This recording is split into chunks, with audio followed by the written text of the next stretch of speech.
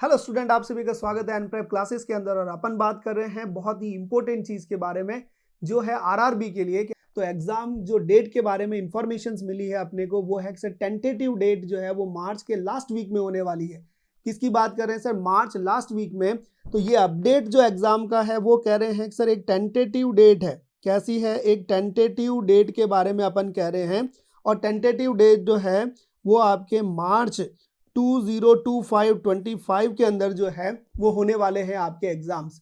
Right, ऐसे railway ने कभी किया नहीं है, क्योंकि जनरली फॉर्म जो है वो फिल होने के बाद में 3 महीने के अंदर अंदर जो है वो एग्जाम डेट जो है डिक्लेयर कर देता है। पर इस बार कुछ डिले हुआ है। राइट, शेड्यूल में जो है वो डेट नहीं डली है, या फिर एग्जाम सेंटर्स के कुछ इश्यूज थे। तो उन सभी चीज़ों को मानते हुए अपन ऐसा सोच रहे हैं कि इस बार जो है वो डेट मार्च के लास्ट वीक में 2025 के अंदर आपके एग्जाम होने वाले हैं। तो इसके बारे में आपको किस तरह से तैयारी करनी चाहिए, किस तरह से अपन जो है वो आपकी एक रणनीति बनाए जिससे आप एग्जाम को क्रैक कर पाए, तो उसी रणनीति के साथ अपन यहाँ पे बात करेंगे आज। राइट, तो क्या पढ़ना है आपको? सबसे पहला स्टडी। सर किस चीज़ की स्टडी करनी है, कैसे स्टडी करनी है, किस तरह से टाइम मैनेज आपका रहेगा? तो अपन कह रहे हैं कि यहाँ पे सर आप मान के चलिएगा 3 मंथ्स का आपके पास में टाइम है। तो स्टडी आपको कितने महीने करनी है? 3 मंथ्स की स्टडी करनी है। कितने मंथ्स की? 3 मंथ्स की स्टडी करनी है। इस 3 महीने में करेंगे कैसे सर? लोग तो 6-6 महीने पढ़ रहे हैं सर, 6 महीने की कोचिंग कर रहे हैं, फिर उनका जो है वो एग्जाम में सिलेक्शंस हो रहे हैं। हम 3 महीने में क्या कर लेंगे सर? अगर आपने जो है वो मान लिया और ठान लिया कि सर 3 महीने में जो है वो पेपर निकाल के रहूंगा, तो 100% है कि आपके आगे जो है वो पेपर को नतमस्तक होना पड़ेगा और एग्जाम में सिलेक्शन जो है वो होके रहेगा। तो इसी चीज के बारे में अपन बात करेंगे। पर जो रणनीति बनाएंगे वो आपको फॉलो करनी पड़ेगी, क्योंकि जब तक फॉलो नहीं करोगे, प्रयास नहीं रहेगा, राइट, प्रैक्टिस नहीं रहेगी, तब तक सफलता नहीं मिलेगी दोस्तों। सिर्फ जो है वो हाँ सर ने बोल दिया 3 महीने में हो जाएगा, इससे कुछ नहीं होगा। राइट, तो आपको मन बनाना पड़ेगा पूरा कि सर 3 महीने में जो आप कह रहे हैं वैसा हम करेंगे तो सिलेक्शन हो जाएगा। बिल्कुल सर होगा, 100% होगा, क्योंकि मन के हारे हार है, मन के जीते जीत है। तो मन बनाना पड़ेगा आपको। तो बिल्कुल यहाँ पे जो कह रहे हैं कि सबसे पहले आपको थियरी का पोर्शन करना पड़ेगा। क्या पढ़ना पड़ेगा? थियरी पढ़नी पड़ेगी सर। 3 महीने बहुत लंबा समय है। राइट, तो पहले आपको क्या पढ़ना है? थियरी। और थियरी में ऐसा सर कौन सा सब्जेक्ट पहले पढ़ूं? राइट, कौन सा ज्यादा इंपॉर्टेंट है? सर सभी सब्जेक्ट बराबर इंपॉर्टेंट है। राइट, आपको नहीं पता है कि अगर पेपर बनाने वाला जो है वो पीडियाट्रिक वाला है, पेपर बनाने वाला वो ऑब्स गाइनी वाला है, या फंडामेंटल वाला है, या एमएस वाला है, तो आपको पेपर थियरी जो पढ़नी है वो ऑल सब्जेक्ट करने। क्या करने हैं? All subject, all subject of nursing. Clear हो गया? अब कह रहे हो कि सर 70% तो नर्सिंग वाला हिस्सा है, 30% वाला जो है वो नॉन नर्सिंग भी तो है। तो आप कह रहे हैं कि सर यहाँ पे नॉन नर्सिंग, ध्यान दीजिएगा, नॉन नर्सिंग की भी भागीदारी बहुत ज़्यादा है। अब 30% भागीदारी नॉन नर्सिंग की है। अब कहेगा सर पहले नॉन नर्सिंग कर लें, तो सर पहले ध्यान रखिएगा जो 70% जो कोर्स है, जैसे मान लीजिए 100 नंबर का अगर पेपर होगा, राइट, 100 क्वेश्चंस आएंगे, तो 70 क्वेश्चंस आपके नर्सिंग के आने, तो 70 पे पहले काम करना स्टार्ट करो। क्लियर हो गया? अब नेक्स्ट आपके इसमें भी ऑल नर्सिंग सब्जेक्ट जब बात करेंगे तो कहेंगे सर अब कौन कौन सा पढ़े? तो सर आपका जो चीज वीक है, सबसे ज्यादा वीक है, उस चीज को आप पहले करो।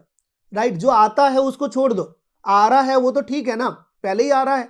राइट, अब गलत थोड़ी कर दोगे। तो जो चीज आपकी वीक है, जो सिस्टम आपने नहीं पढ़ा है, उसको पढ़िए। सब्जेक्ट पूरे पढ़ने हैं, ऐसा नहीं कह रहा हूं कि सर जो पढ़ लिया वो आपको नहीं पढ़ना है, वापिस रिवाइज तो करना ही पड़ेगा। रिवाइज नहीं करोगे तो भूल भुला जाओगे। तो इसलिए आपको ये ध्यान रखना है कि जो subject all subject of nursing है, उन सभी सब्जेक्ट को आप यहाँ पे लिखें कि सर मेरा FON वीक है। राइट, फिर इसके बाद में मेरा MSN वीक है, इसके बाद में मेरा OBG जो है वो वीक है, फिर मेरा पीडिया वीक है, फिर जो है वो कम्युनिटी है, CHN है, फिर आपका न्यूट्रिशन है। राइट, नेक्स्ट आपने सब्जेक्ट लिख दिया sir research and manage, psychiatry है। क्या लिखा? साइकेट्री लिखा। फिर आपका अदर सब्जेक्ट, इसका मतलब है मैनेजमेंट। किसकी बात की? मैनेजमेंट की बात की, एंड रिसर्च की बात की। मैनेजमेंट एंड रिसर्च, ये सारे सब्जेक्ट हैं। अब आप कोई कहेगा सर मैं पहले OBG पढ़ूंगा क्योंकि मेरी OBG जो है वीक है, तो आप पहले OBG ले लो। कोई कह रहा मैं पीडिया लूंगा, तो पहले आप पीडिया ले लीजिए। ये सभी का अलग अलग व्यू हो सकता है। राइट, कोई जरूरी नहीं है कि हर बंदा जो है वो आपके MSN में ही वीक है, ऐसा नहीं है। सबका अलग अलग जो है वो भेजा है, अलग अलग जो है वो टीचर मिले हुए थे उनको जब पढ़ाया तभी। तो आप सभी सब्जेक्ट आप ध्यान करिए कि मेरे को पहले प्रायोरिटी इस सब्जेक्ट को देनी है, फिर इसको, फिर इसको।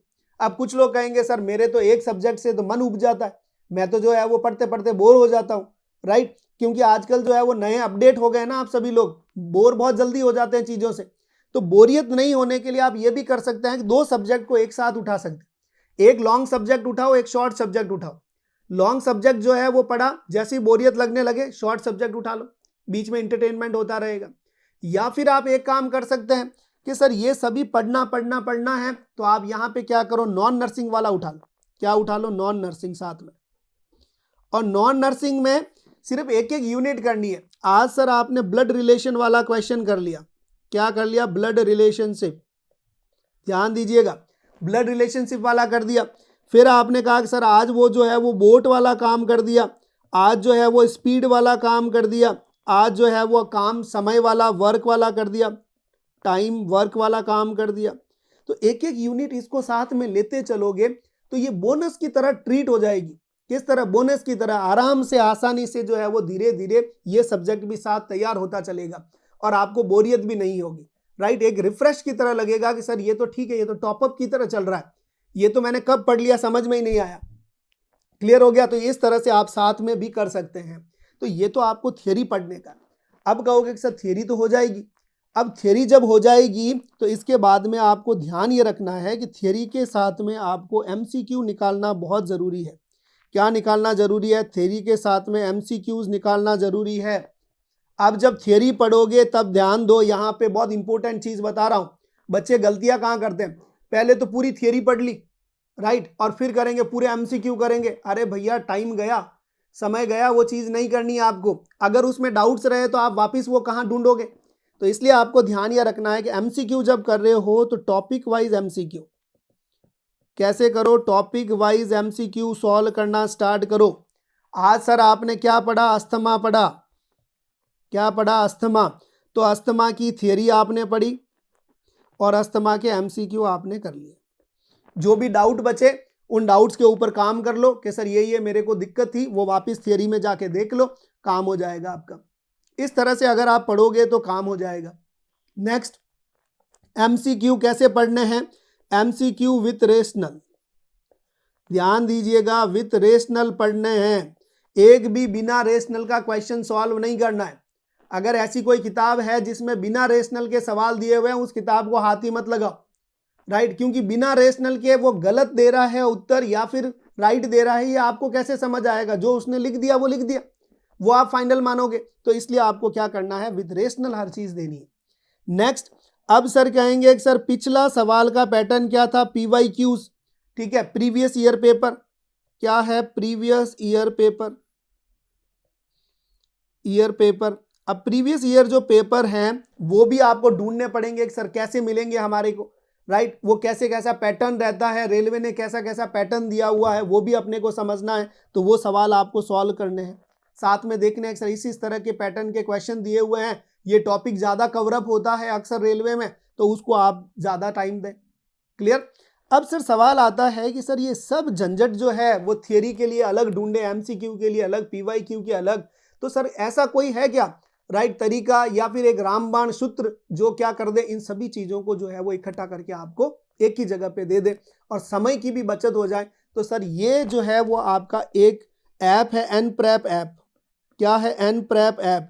एन प्रेप ऐप पे ध्यान दीजिएगा, इसमें सारा स्टूडेंट के अकॉर्डिंग काम किया गया है। और एन प्रेप ऐप में किया है सर, आपको थियरी भी मिलेगी, आपको जो है वो टॉपिक वाइज एमसीक्यू मिलेंगे, टॉपिक वाइज एमसीक्यू मिलेंगे, और जो आंसर है आपका किसके साथ मिलेगा? रेशनल के साथ मिलेगा। और नेक्स्ट आपके ओल्ड पेपर्स मिलेंगे उसके साथ। क्या मिलेंगे? ओल्ड पेपर्स, इसका मतलब है पीवाईक्यूज मिलेंगे।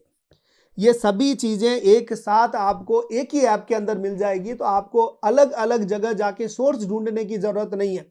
और जो चीज़ें मिलेगी आपको वो बिल्कुल ऑथेंटिक मिलेगी। क्या मिलेगी? बिल्कुल ऑथेंटिक, जहां पे आपको 100% सही प्रमाण दिया जाएगा कि इसका आंसर ये क्यों है, राइट। ये चीज़ आपको ध्यान में रखनी है। और दूसरा, इसमें समय का मैनेजमेंट बहुत अच्छा है, टाइम मैनेजमेंट बहुत अच्छा किया हुआ है। क्या किया हुआ है, टाइम मैनेजमेंट बहुत अच्छा है।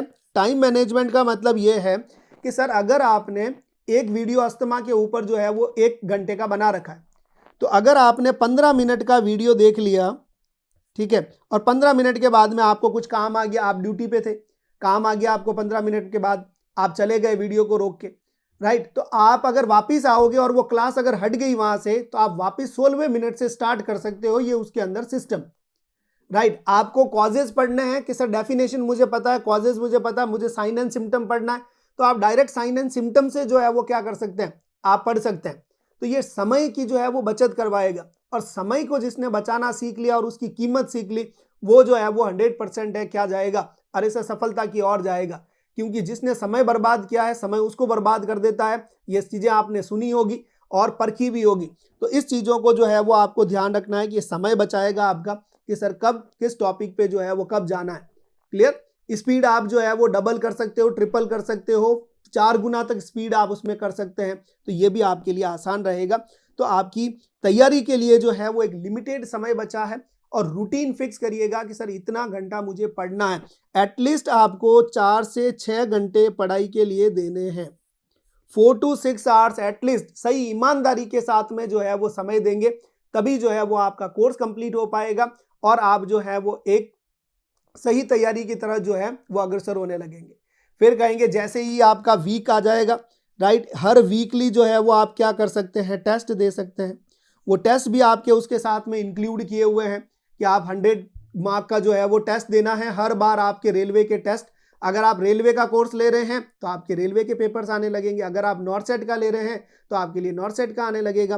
तो ऐसे आपके टेस्ट आपके सामने आते रहेंगे, तो उससे आपकी तैयारी को और जो है वो क्या लगेंगे, 4 चांद लग जाएंगे, और स्पीड बढ़ जाएगी। और जैसे जैसे सवाल राइट होंगे वैसे वैसे कॉन्फिडेंस जो है वो बूस्टअप होगा। क्लियर। तो जरूर जो है वो आप क्या करें, चैनल को सब्सक्राइब करें, और रोज एनप्रेप ऐप के ऊपर जो है वो एक क्वेश्चन जो है वो दिया जाता है प्रैक्टिस के लिए, उसका आंसर करिएगा, उसका रेशनल देखिएगा, क्या पसंद आता है आपको, क्या नहीं पसंद आता है, ये सब चीजें आप जो है वहां पे फीडबैक भी दे सकते हैं।